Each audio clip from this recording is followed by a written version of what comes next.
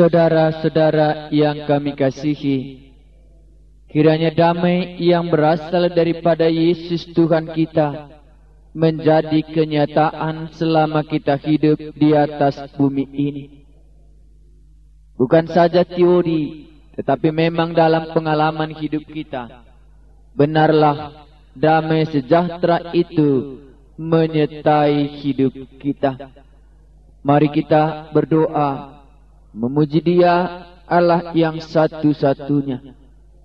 Bapa kami yang di surga, yang menciptakan langit dan bumi, yang tidak jauh dari kami, bahkan hadir di tengah-tengah kami setiap kali kami mendengarkan sabdamu, setiap kali kami menyembah kepadamu. Engkaulah Allah yang tidak jauh daripada kami.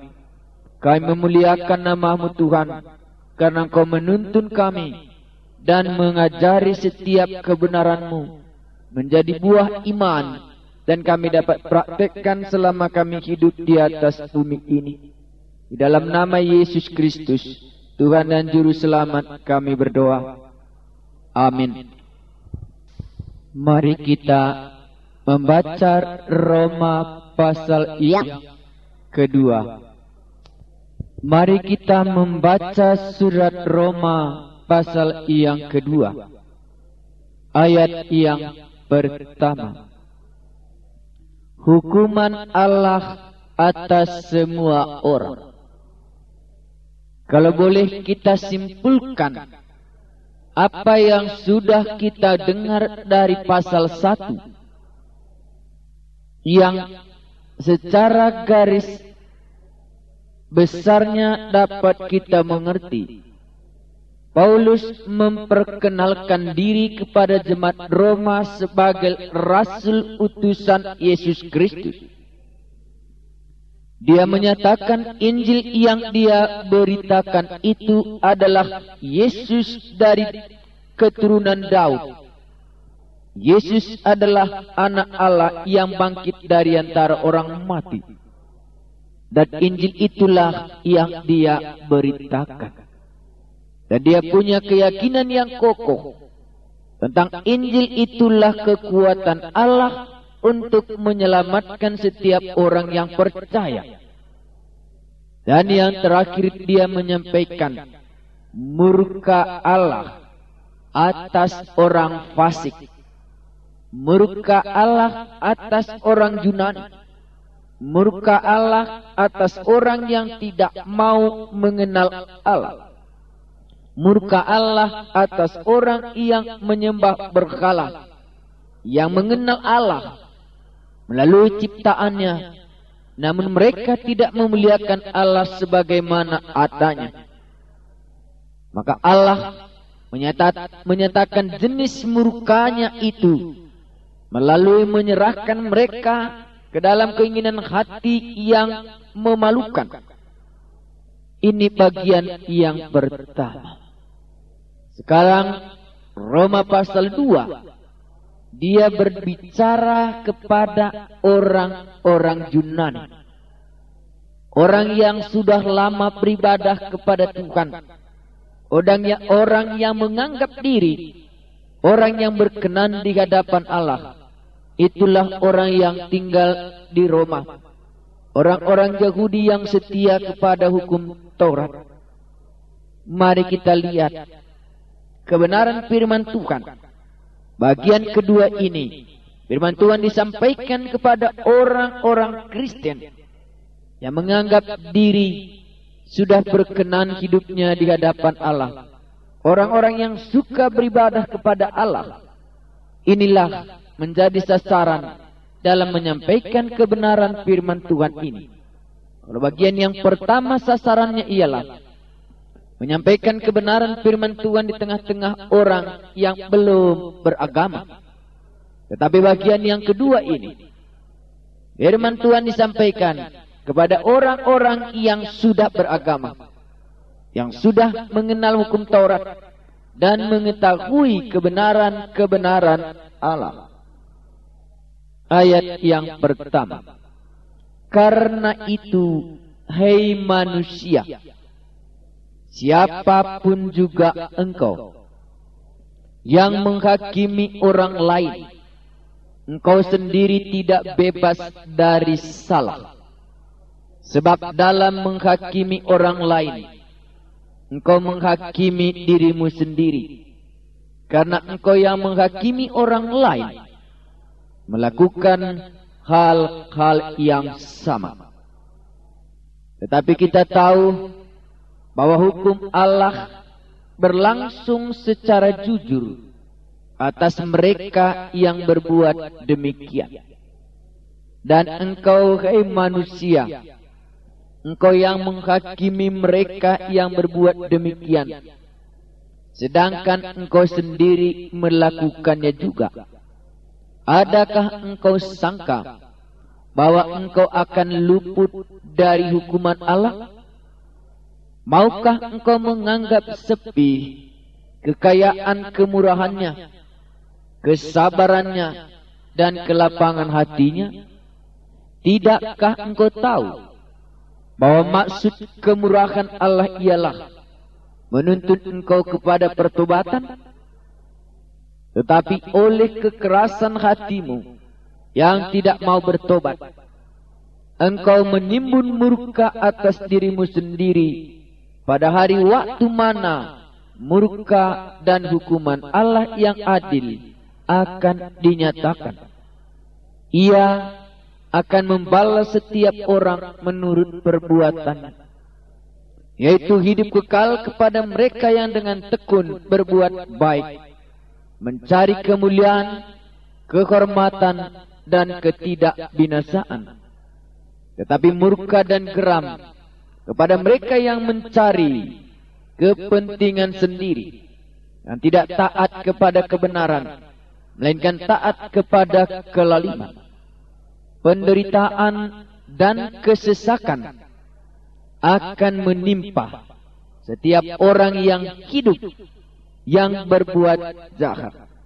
Pertama-tama orang Yahudi dan juga orang Yunani. Tetapi kemuliaan, kehormatan, dan damai sejahtera akan diperoleh semua orang yang berbuat baik. Pertama-tama orang Yahudi dan juga orang Yunani.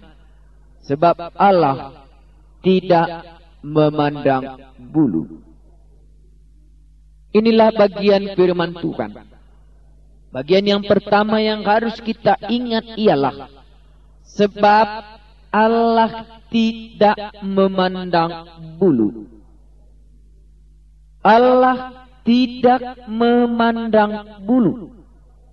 Siapa saja yang berbuat dosa, dia tetap akan dihukum, apakah dia orang Yahudi ataukah dia orang Yunani. Siapa saja pun akan dihukum, sebab Allah tidak memandang bulu. Karena pada waktu itu orang Yahudi berpendapat mereka sebagai orang pilihan Allah, sebagai keturunan Abraham. Allah itu Allah yang panjang sabar, Allah itu Allah yang maha kasih. Akhirnya mereka berkata dalam hatinya, Tuhan tidak akan menghukum kita, karena kita ini umat pilihan Allah.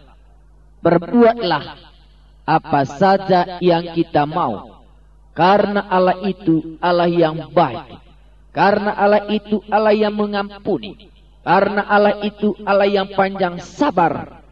Kepada kita umat pilihan keturunan Abraham, Allah itu panjang sabar.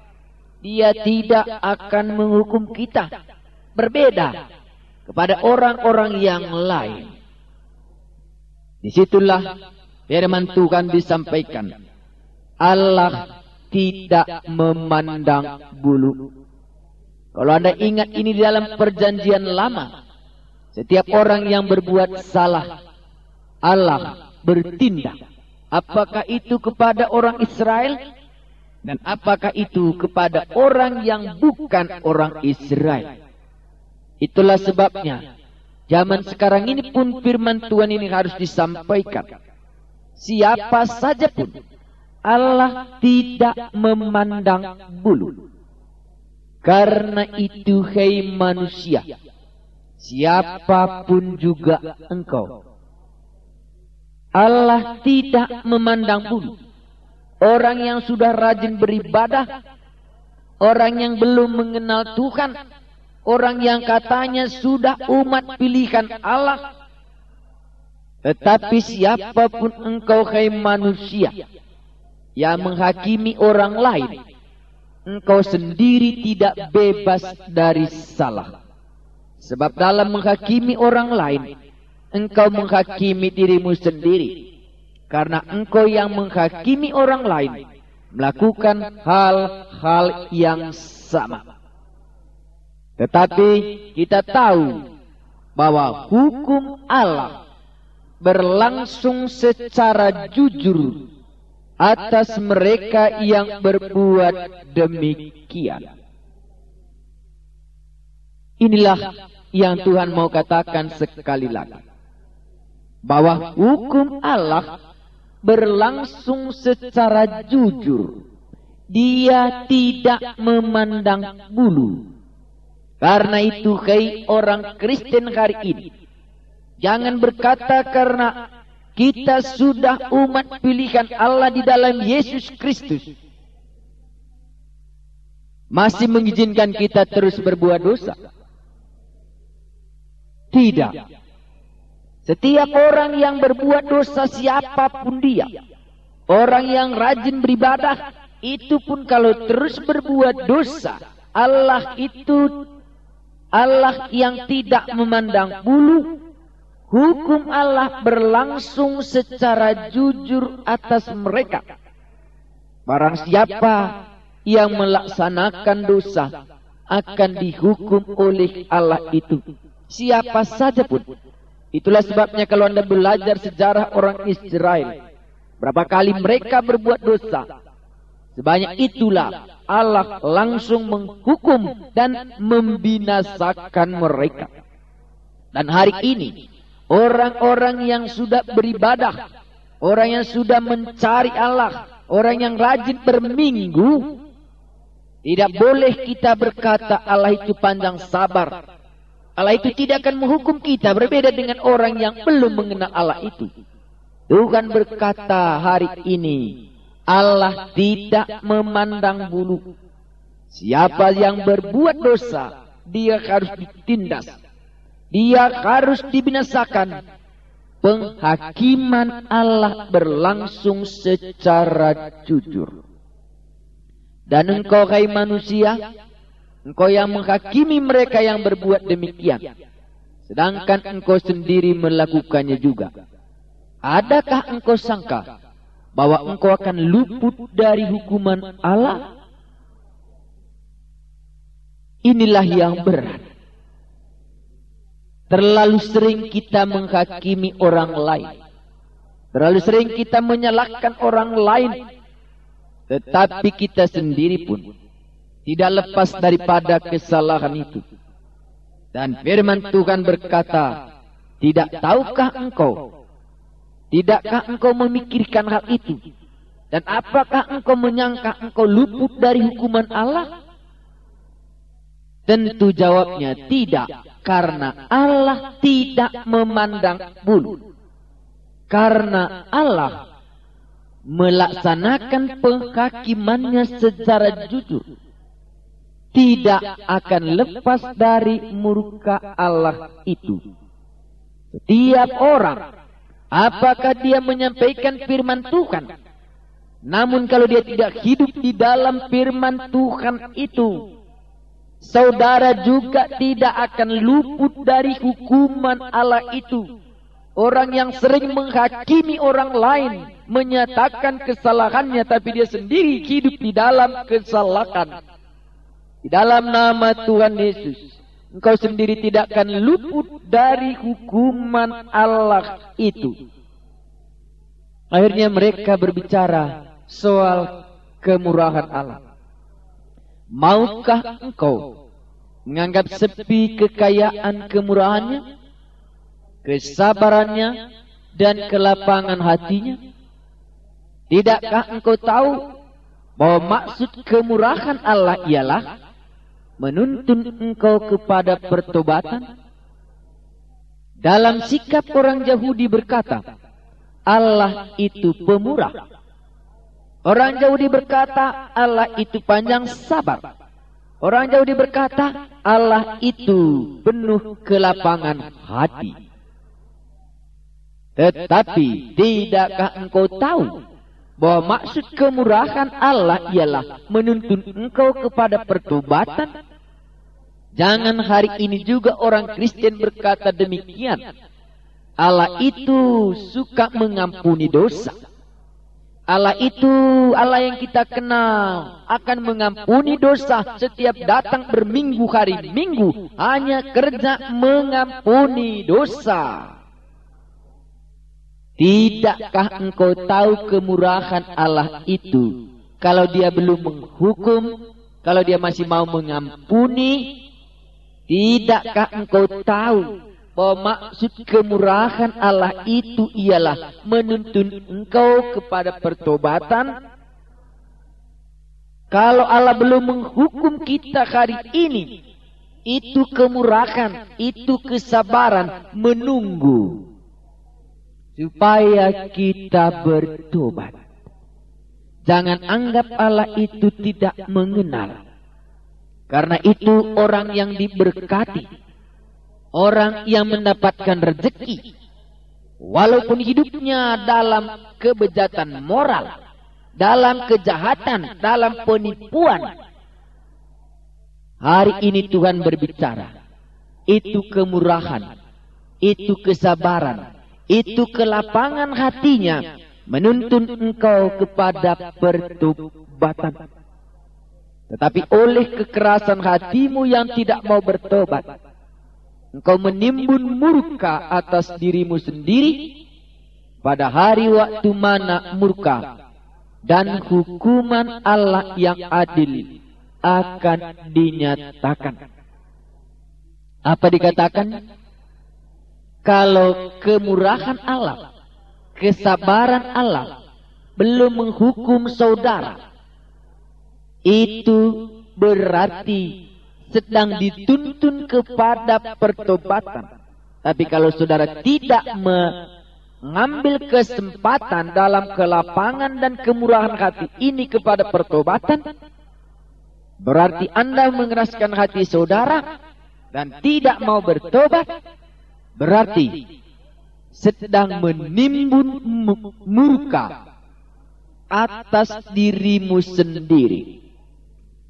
Kalau Allah berbuat baik, Allah panjang sabar, bukan berarti Allah membedakan satu dengan yang lain.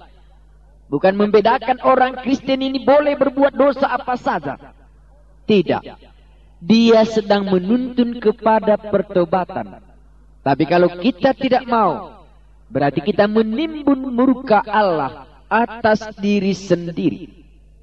Karena itu seringkali ditanyakan, kenapakah orang yang berbuat jahat itu diberkati oleh Tuhan? Kenapakah orang yang tidak mau tahu mengenal Allah kok diberkati oleh Tuhan? Kenapakah doa mereka juga kadang-kadang dijawab walaupun tidak pernah mencari Yesus? Jawabnya singkat. Itu kesabaran, itu kemurahan, itu kelapangan hatinya Allah untuk menuntun supaya mereka bertobat. Sering anak kita demikian. Sering anak kita berbuat yang menyakitkan hati kita. Tetapi apakah setiap saat kita marahi? Tidak. Walaupun dia menyakitkan hati kita dan kita tahu itu salah, belum cocok. Sebagai orang tua, kita punya kesabaran. Kita punya kemurahan menuntun. Kapankah anak ini berpikir? Kapankah anak ini berubah? Menunggu saatnya perubahan di dalam hidupnya. Namun kalau dia terus tidak berubah, maka akan datang hukuman itu. Itulah yang disampaikan ke tengah-tengah jemaat di Roma. Oh jemaat di Roma, Kalau memang kamu sudah beribadah kepada Yesus Kristus Tuhan kita, perlu disampaikan ke tengah-tengah kamu, tidak berbeda dengan orang yang lain. Kalau ada kemurahan Allah, kalau ada kelapangan hatinya, dan kalau ada kesabarannya belum menghukum, itu berarti Tuhan sedang menuntun kamu kepada pertobatan. Tapi kalau kamu tidak terus mengeraskan hati, berarti kamu sedang menimbun murka atas dirimu sendiri. Berarti sedang menimbun murka Allah. Dan pada suatu saat itu akan dinyatakan.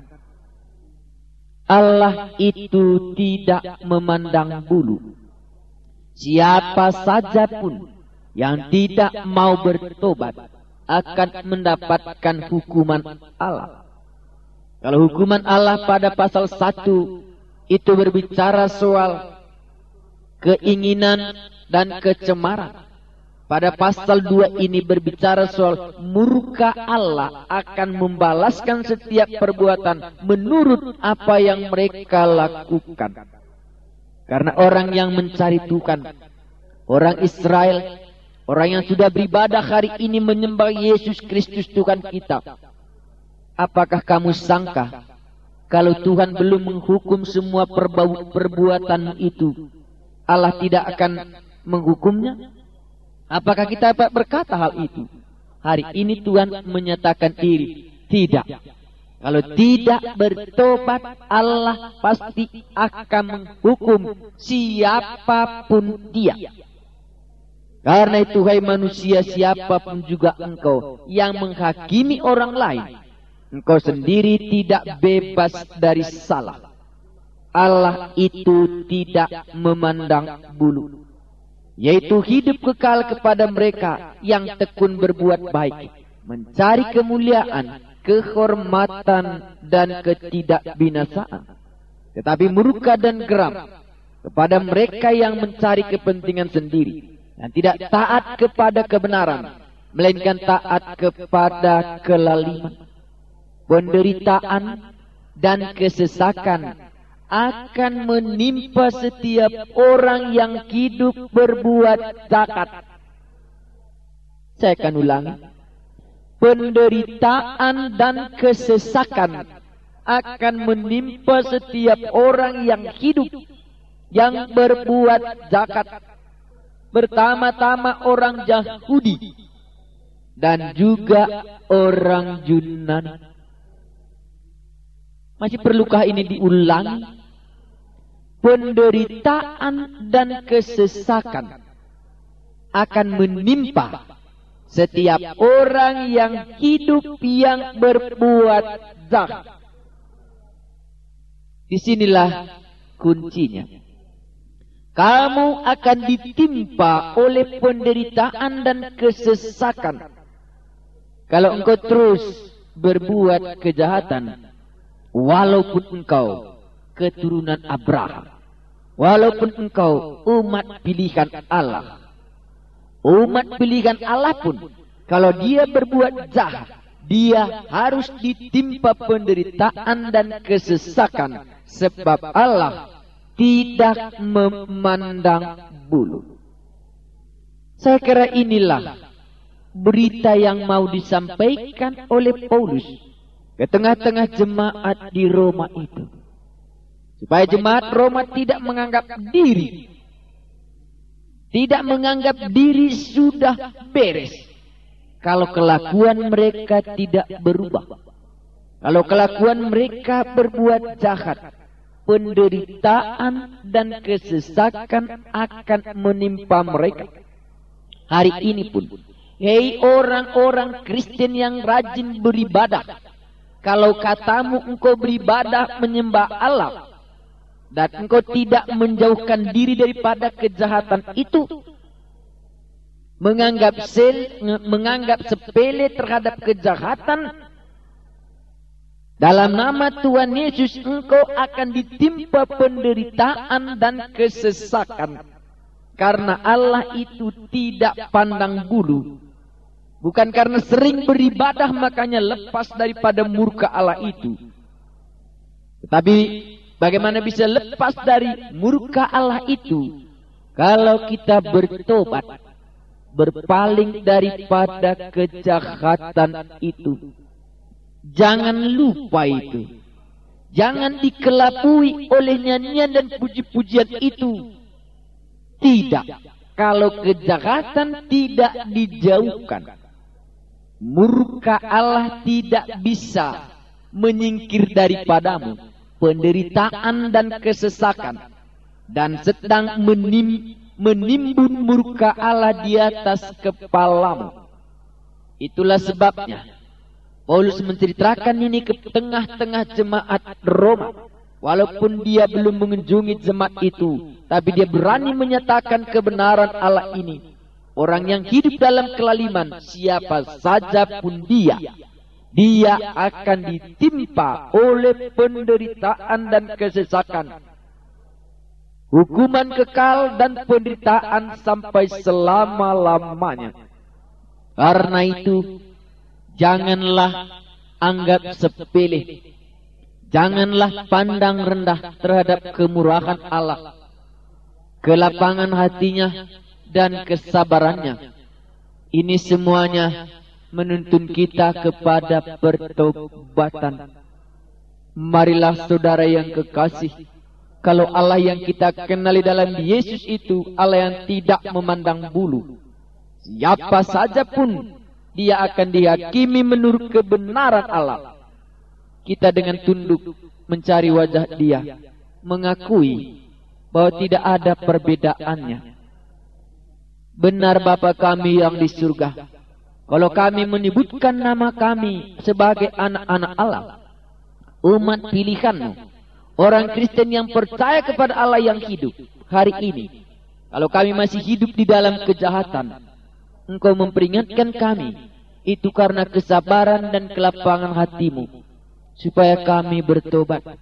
Dan kalau seandainya tidak Tuhan, memang tidak ada perbedaan kami, Engkau juga akan menghukum semuanya, memberikan penindasan dan memberikan penderitaan. Mohon kemurahan dan kelapangan-Mu itu menuntun kami kepada pertobatan. Di dalam Yesus Kristus Tuhan kami berdoa. Amin. Kita sudah mendengarkan firman Tuhan yang disampaikan oleh Bapak Pendeta Tian Saginting. Dan kalau ada pertanyaan saudara, hubungi kami di nomor 0812 6927 3869 0812 6927 3869.